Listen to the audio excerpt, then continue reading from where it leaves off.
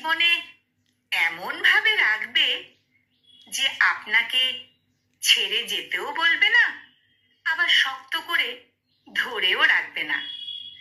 সে আপনাকে বোঝাতে চাইবে যে থাকতে হলে নিজেই থেকে যাও, আর চলে যেতে চাইলে নির্দ্বিধায় চলে যাও। আমি তোমাকে আগলেও রাখছি না, আবার ছেড়ে যেতেও বলছি না। কিন্তু আপনি যখন বাধ্য হয়ে সেই মানুষটাকে ছেড়ে চলে আসবেন, তখন সেই মানুষটাই আপনাকে বেঈমান, প্রতারক এইসব বলে গালি দেবে। বলবে ও আসলে একটা হৃদয়হীন, মিথ্যেবাদী।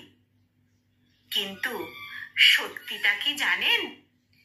আপনি কখনো সেই মানুষটার জীবনে খুব প্রয়োজনীয় কেউই ছিলেন না।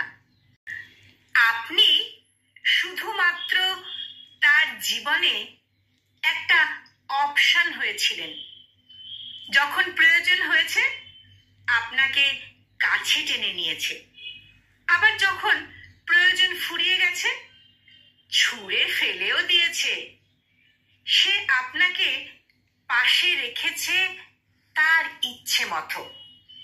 যখন তার ইচ্ছে হয়েছে সে আপনাকে পাশে রেখেছে, কিন্তু আপনার যখন তাকে পাশে পেতে ইচ্ছে করেছে তখনই সে আপনাকে ছুঁড়ে ফেলে দিয়েছে।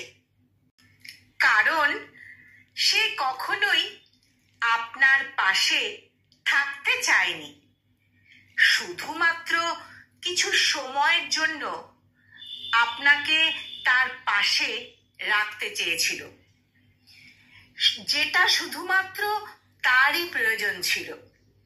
তাই কারো জীবনে অপশন হয়ে থাকার চেয়ে তাকে ছাড়া একা পথ চলা অনেক ভালো। তাহলে হয়তো কারো কাছে কোনো আশাই থাকবে না, আবার নিরাশ হবার ভয়টাও থাকবে না। তাই যে আগলে রাখে তাকে চাপটে ধরে রাখুন, আর যে শুধুমাত্র অপশন হিসাবে আপনাকে ব্যবহার করবে, খুব কষ্ট হলেও তাকে ছেড়ে চলে আসুন। মনে রাখবেন, কিছু ভালোর জন্য জীবনে কাউকে কাউকে ছেড়ে আসতে হয়। কলমে মেহেদী হাসান শুভ্র, আর কণ্ঠ প্রয়াসে আমি নিবেদিতা।